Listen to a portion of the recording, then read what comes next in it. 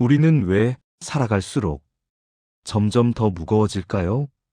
젊었을 때는 그렇게 쉽게 웃었던 것 같은데 요즘은 무언가가 마음 한쪽을 눌러놓고 있는 것처럼 웃음이 잘 나오지 않습니다. 이상한 일입니다.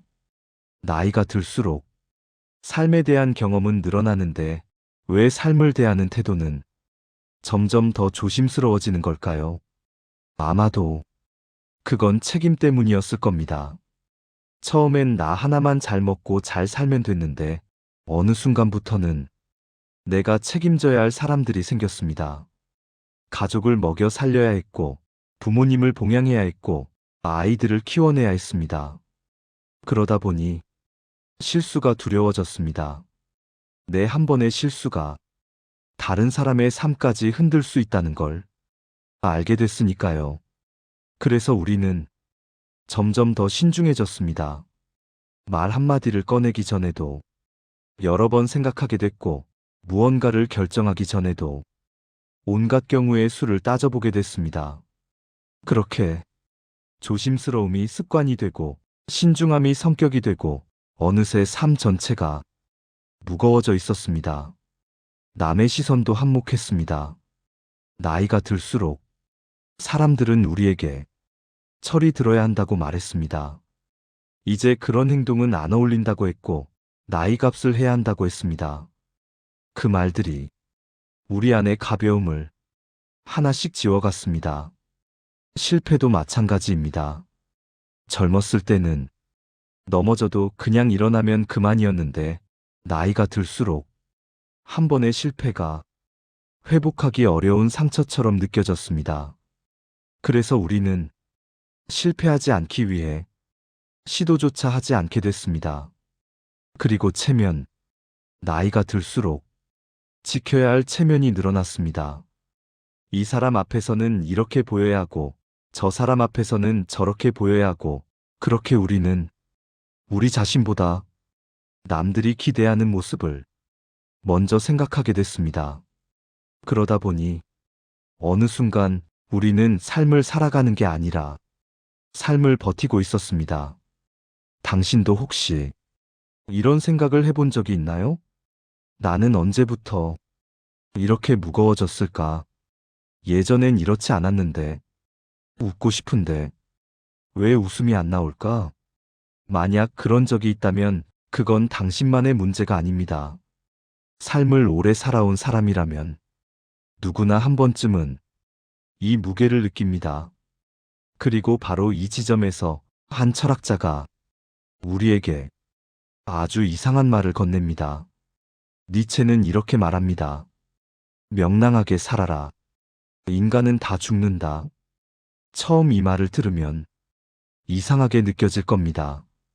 죽는다는 사실이 왜 명랑함의 이유가 되는 걸까요?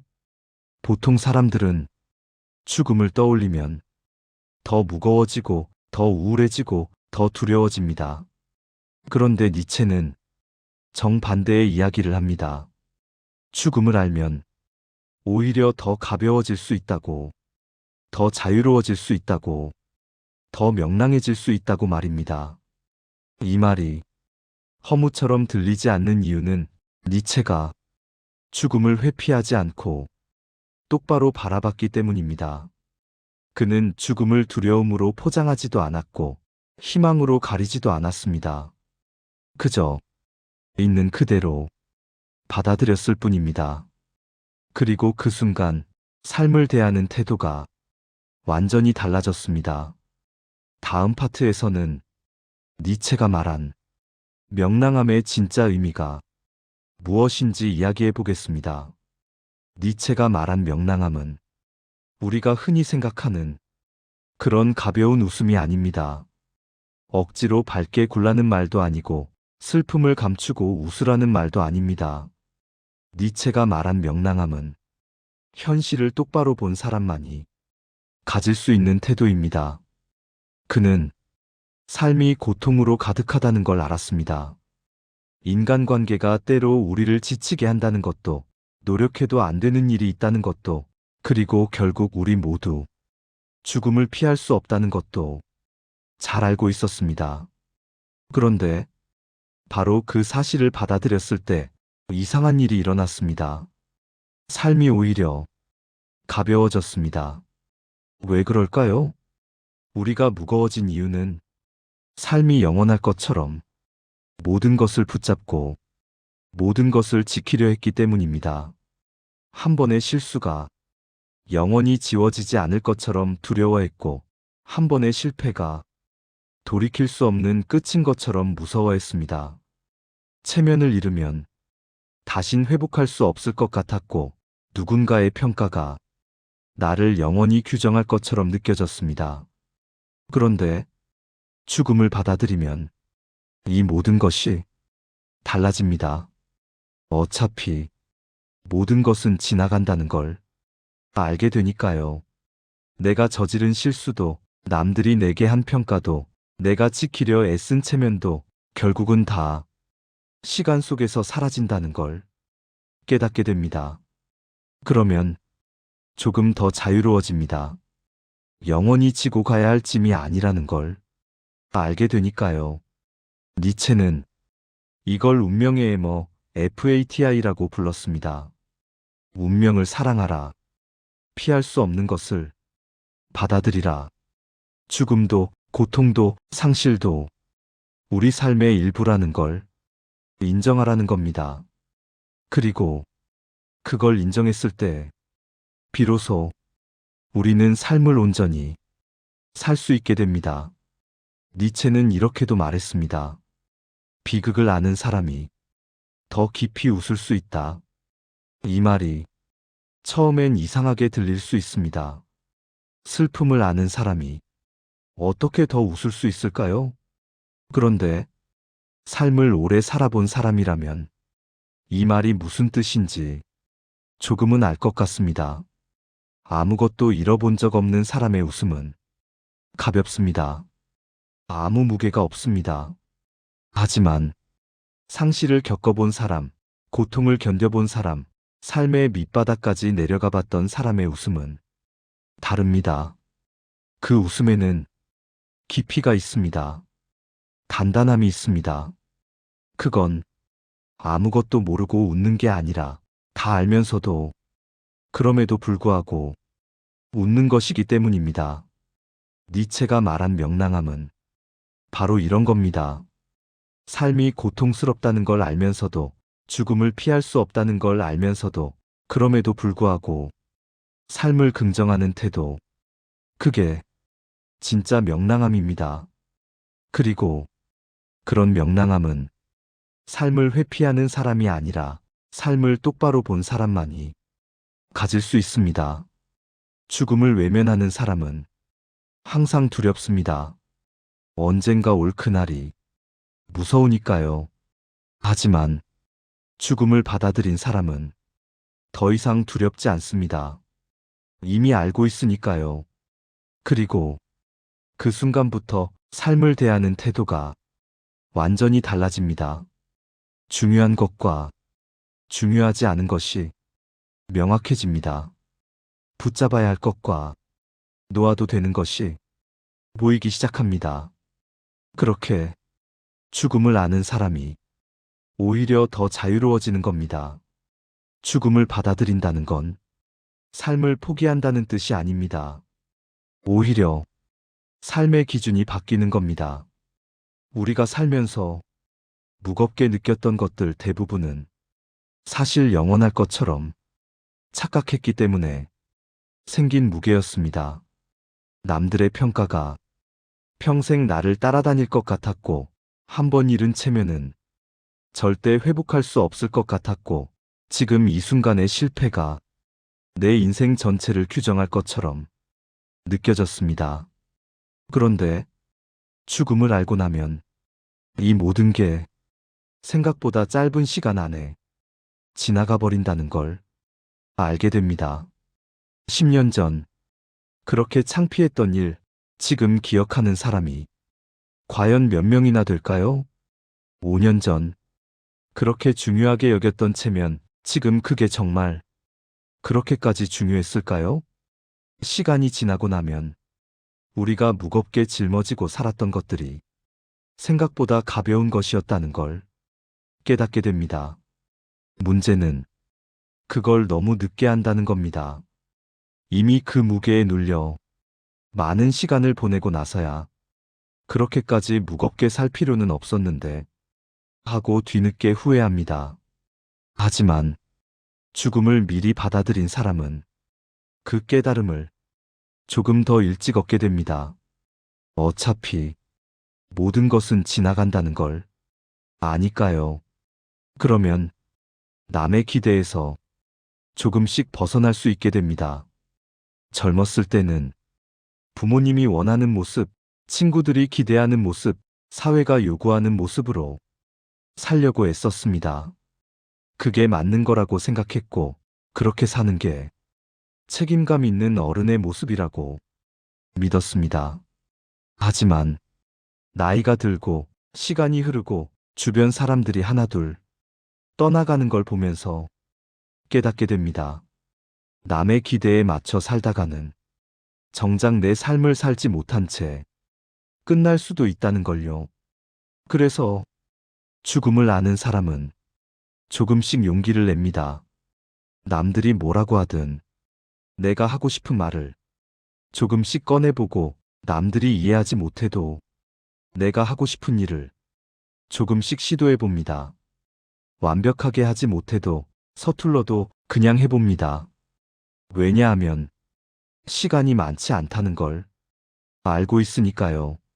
실패도 예전만큼 무겁지 않아집니다.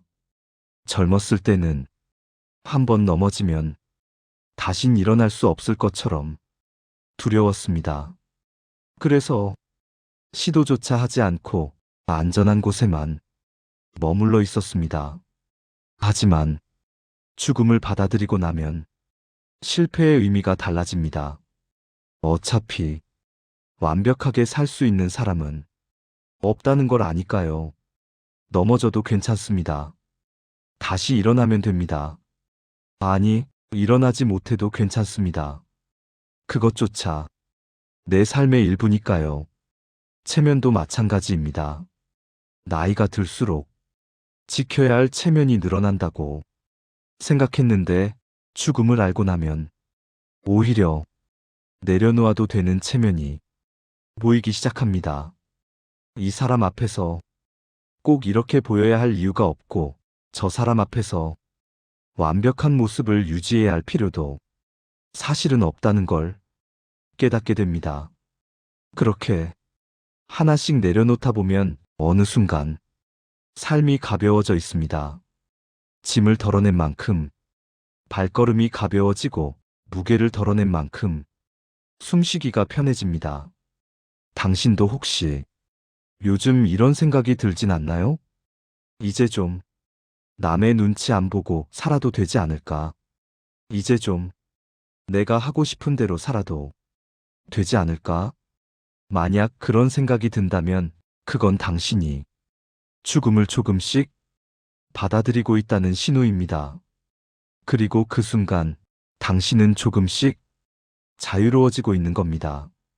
니체가 말한 명랑함은 타고나는 게 아닙니다.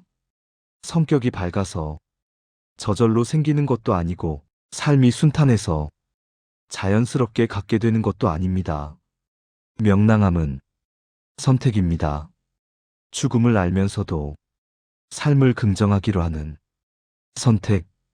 고통이 있다는 걸 알면서도 그럼에도 불구하고 살아가기로 하는 선택.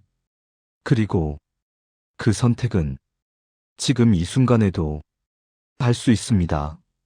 나이가 들어서 할 수 있는 게 아니라 지금 당장 할 수 있는 선택입니다. 많은 사람들이 언젠가는 나도 좀 더 가볍게 살 수 있겠지 하고 생각합니다.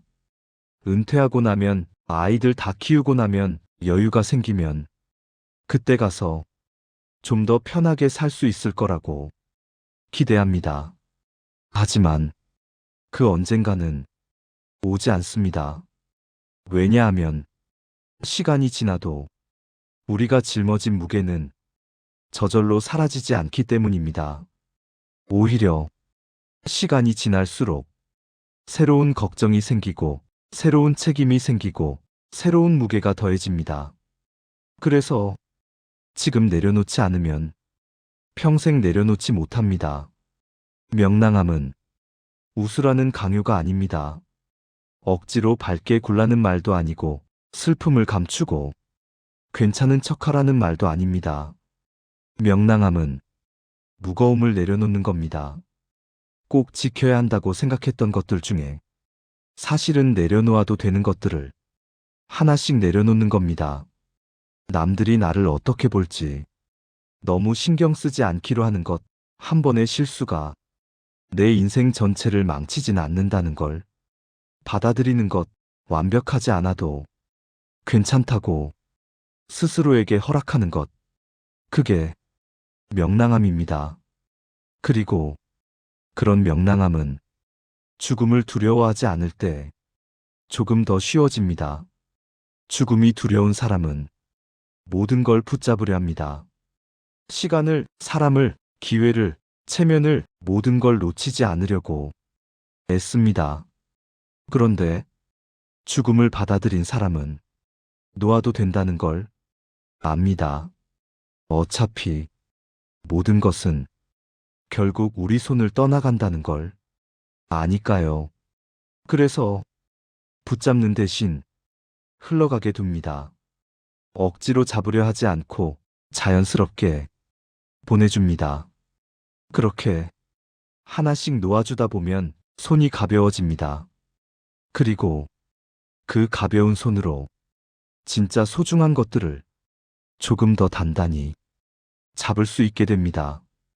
우리가 언젠가 죽는다는 사실은 지금을 함부로 써도 된다는 말이 아니라 지금을 너무 겁내지 않아도 된다는 말일지도 모릅니다. 남은 시간이 많지 않다는 건 조급하게 살라는 뜻이 아니라 지금 이 순간을 좀 더 진지하게 대하라는 뜻입니다. 더 이상 미룰 수 있는 시간이 많지 않으니까요. 하고 싶었던 말이 있다면 이제 해야 합니다. 만나고 싶었던 사람이 있다면 이제 만나야 합니다. 내려놓고 싶었던 것이 있다면 이제 내려놓아야 합니다. 언젠가를 기다릴 시간이 없습니다. 니체는 말했습니다.